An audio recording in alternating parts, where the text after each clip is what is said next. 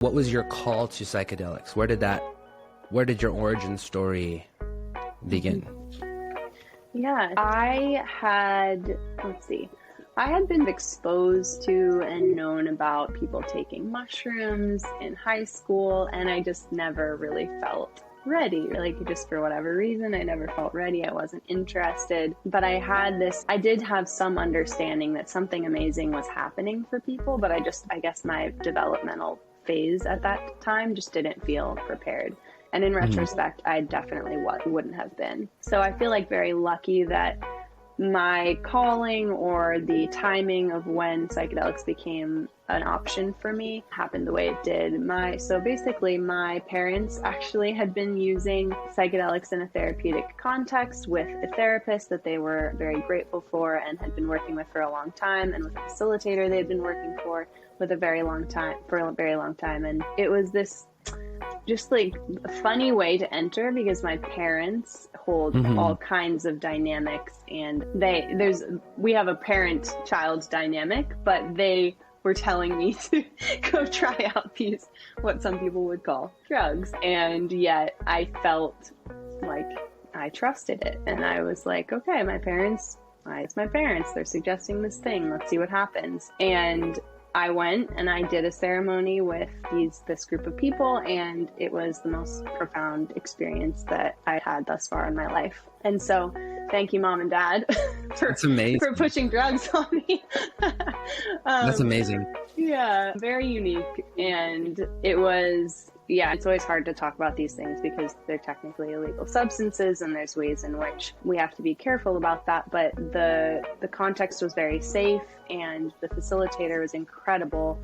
And it was one of those moments where I just recognized that my state of consciousness had been in a really stunted place, being a young person, and actually there was so much beyond it, much beyond where I was. So that's where the very first experience started. And then from that point on, I have to say I take the time in between experiences pretty seriously. Like I take a lot of time between them to just reflect and digest and experience what kind of naturally unfolds. And I pretty much strongly encourage other people to do that too, because so much actually happens in that interim period where there's just space to see what's going to naturally happen after there's this thing that has happened on an unconscious level and a conscious level. And I've had many experiences since then in different settings, mostly with facilitators, some on my own where I'm setting my own ceremony space. And all different types of plant medicines hold different types of energies. Many people will say there's different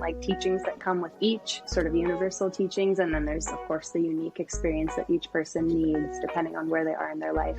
So that's the origin story. There's many pieces that come into. I ended up in Costa Rica. I've ended up in so many amazing places where I've been supported and learning and growing in this field. So I'm just so grateful for that.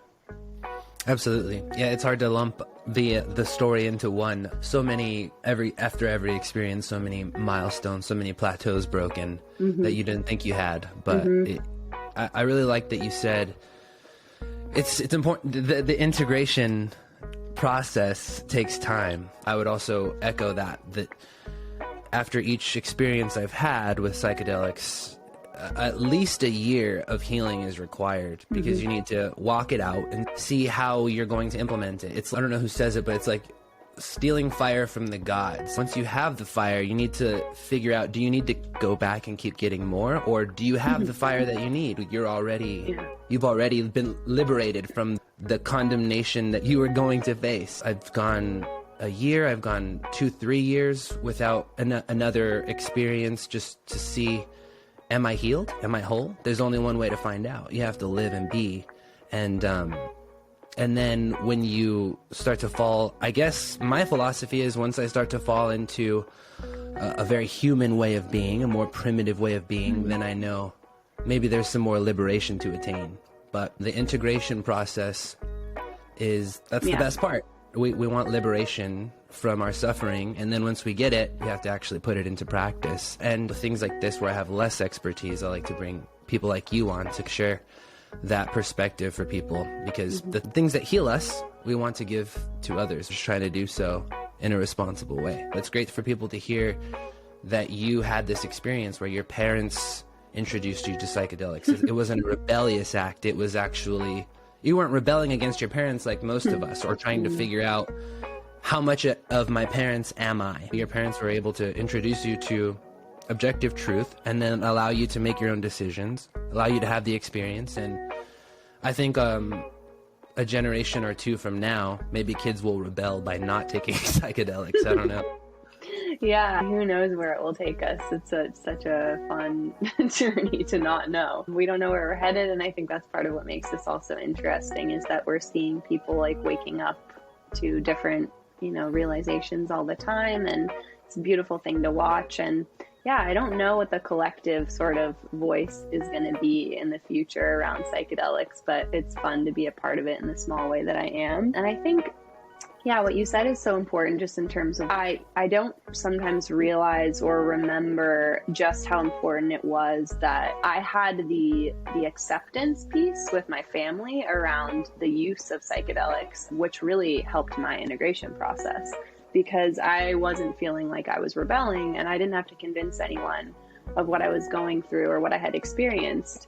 And I think that's part of what the work I do, like the very important piece of the work I do, really just normalizing absolutely anything that's happening, because people can feel like, what on earth just opened up? What is it that I just saw or felt or heard? And that's a ripe opportunity for a lot of growth, but it can be destabilizing or confusing. So just normalizing for people, no matter where they're at, no matter what happened, there's always something there that's important to take away, and to figure out how that fits in the context of your life so that you can just live with more ease and peace and self-awareness.